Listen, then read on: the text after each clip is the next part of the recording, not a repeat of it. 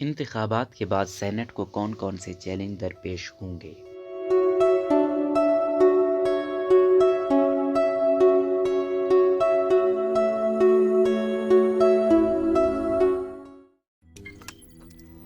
روزنامہ قدرت کی ویڈیو دیکھنے کے لیے ابھی یوٹیوب چینل پر سبسکرائب کریں اور بیل آئیکن پر بھی کلک کریں۔ پاکستان کی قومی اور صوبائی اسمبلیوں میں آج پارلیمان کے ایوان بالا کے 48 نئے اراکین کے لیے انتخابات ہو رہے ہیں، جس کے بعد 2024 تک سینٹ کی رکنیت مکمل ہو جائے گی۔ 11 مارچ کو جب 2015 میں منتخب ہونے والے اراکین سبکدوش ہوں گے، تب آج کے انتخابات میں کامیاب ہونے والے سینیٹرز حلف برداری کی مرحلے سے گزرنے کے بعد باقاعدہ ایوان بالا کے رکن قرار پائیں گے۔ صحافی ذیشان حیدر کے مطابق آج کے انتخابات اور نئے ایوان بالا کی تکمیل نو کے درمیان مقابلوں کا ایک تسلسل ہے جو حکومتی اور اپوزیشن بنچز کے درمیان دیکھنے میں آتا ہے۔ ان کا کہنا تھا کہ مقابلے پورے مارچ کے دوران جاری رہیں گے، جبکہ بعد ازاں وہ روایتی رساکشی شروع ہوگی جو عام طور پر ہمیں قانون سازی کے دوران ایوانوں میں دیکھنے کو ملتی ہے۔ اکثریت یا اقلیت ہر دو صورتوں میں حزب اقتدار اور اپوزیشن نے آج کے انتخاب کے بعد کی بھی ضرور منصوبہ بندی کی ہوگی، اور ان سطور میں ہم جائزہ لینے کی کوشش کریں گے کہ نئے سینیٹرز کی حلف برداری کے بعد سینٹ میں کیا ہونے جا رہا ہے، اور تحریک انصاف حکومت اور اس کے اتحادیوں اور حزب اختلاف کی جماعتوں نے اس کے لیے کیا منصوبہ بندی کر رکھی ہے۔ Chairman, deputy chairman. پارلیمان کے ایوان بالا کے اراکین کی مدت رکنیت 6 سال ہوتی ہے، جبکہ سینٹ کے چیئرمین اور ڈپٹی چیئرمین ہر 3 سال بعد تبدیل ہوتے ہیں۔ مارچ 2018 میں منتخب ہونے والے چیئرمین محمد صادق سنجرانی اور ڈپٹی چیئرمین سلیم مانڈی والا 11 مارچ کو سبکدوش ہوں گے۔ یوں حکومتی اور اپوزیشن بنچز کے درمیان پہلا معرکہ ان دو عہدوں کے لیے ہوگا۔ صادق سنجرانی کی بحیثیت رکن مزید 3 سال ہوں گے، جبکہ پاکستان پیپلز پارٹی کے سلیم مانڈی والا کی مدت رکنیت بھی ختم ہو رہی ہے۔ نئی سینٹ میں اکثریت حاصل کرنے والا فریق دونوں عہدے حاصل کرنے کی کوشش کرے گا، جبکہ کسی بھی دوسری صورت میں سیاسی لین دین کے ذریعے کم از کم ایک عہدے پر اکتفا کیا جائے گا۔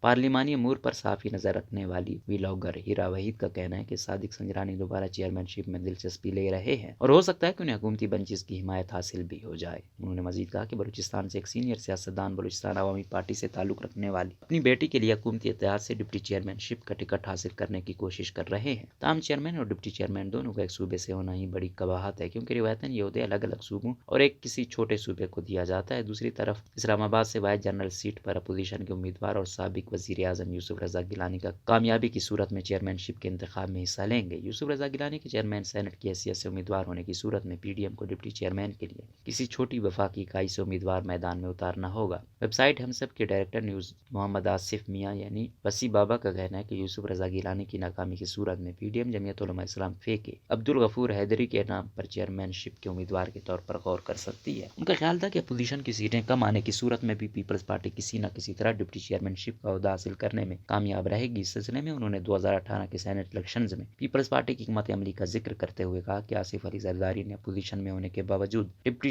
چیئرمین شپ کے لیے اپنے امیدوار سلیم مانڈی والا کو جتوایا تھا۔ سینٹ کی کمیٹیاں۔ سینٹ کی اسٹینڈنگ کمیٹیاں 34 ہیں، جبکہ فنکشنل کمیٹیوں کو ملا کر یہ تعداد 50 سے زیادہ بنتی ہے، جو ہر 3 سال بعد آدھے سینیٹرز کی سبکدوشی پر ختم ہو جاتی ہے اور نئے سینیٹرز کے انتخاب کے بعد دوبارہ تشکیل دی جاتی ہے۔ مارچ ہی میں چیئرمین اور ڈپٹی چیئرمین کے انتخاب اور حلف برداری کے بعد اگلا مرحلہ سینٹ کمیٹی کی تشکیل نو کا ہوگا۔ ہیرا وحید کا کہنا تھا کہ آئندہ مالی سال کے بجٹ کے لیے سینٹ اور قومی اسمبلی کے طویل اجلاس ہوتے ہیں، جن کی خاطر تمام کمیٹیوں کی تشکیل لینا جلد از جلد کرنا ضروری ہوگا۔ سینٹ میں فائنانس، داخلہ، قانون اور عدل، دفاع، انسانی حقوق، کشمیر و گلگت بلتستان وغیرہ کے موضوعات سے متعلق کمیٹیاں اہم سمجھی جاتی ہیں، جن میں حکومتی اور حزب اختلاف کے اراکین کی مخصوص تعداد کے علاوہ وفاقی اکائیوں کو نمائندگی دی جاتی ہے، جبکہ مختلف شعبوں سے تعلق رکھنے والے ماہرین سینیٹرز کو بھی شامل کیا جاتا ہے۔ ہیرا وحید نے کہا کہ حکومت کے پاس بمشکل 2 مہینے ہوں گے اور پھر بجٹ کا کام شروع ہو جانا ہے۔ ان کے خیال میں وفاقی حکومت کے لیے کمیٹیوں کی جلد از جلد تشکیل نو ضروری بن جاتی ہے، کیونکہ سینٹ میں بلوں پر زیادہ بحث انہی فورمز پر ہوتی ہے۔ ہیرا نے مزید کہا کہ سینٹ میں پیش ہونے والا کوئی بھی بل سیدھا متعلقہ کمیٹی کو بھیج دیا جاتا ہے اور اس کے لیے بھی کمیٹیوں کی فوراً تشکیل نو ناگزیر ہو جاتی ہے۔ ذیشان حیدر کا کہنا تھا کہ حکومتی اور اپوزیشن اراکین اہم کمیٹیوں کی صدارت حاصل کرنے کی کوشش کرتے ہیں اور اس مرتبہ بھی یہی ہوگا۔